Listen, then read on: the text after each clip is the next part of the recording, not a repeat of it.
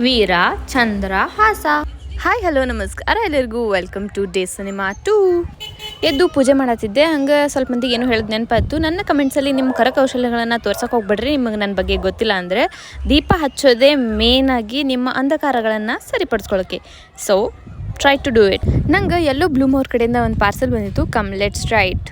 Wow, pure cotton premium quality cord set ಇದೈತಿ, where comfort meets elegance. ನೀವು ಏನಾರ by ಮಾಡಿದ್ರೆ ಅವ್ರ ಪೇಜ್ ಚೆಕ್ಔಟ್ ಮಾಡಿರಿ. ಅಲ್ಲಿಂದ ನಾನು ನಮ್ಮ ಚಿಕ್ಕಿ ರೆಡಿಯಾಗಿ ಮೂವಿಗೆ ಹೊಂಟಿದ್ವಿ. ವಾಹಾ ಕಪಲ್ ಗೋಲ್. ಈ ಸನ್ನಿ ಡೇಸ್ಗಂತರೂ ಇದು ಸೂಪರ್ ಕಂಫರ್ಟಬಲ್ ಆಗಿತ್ತು.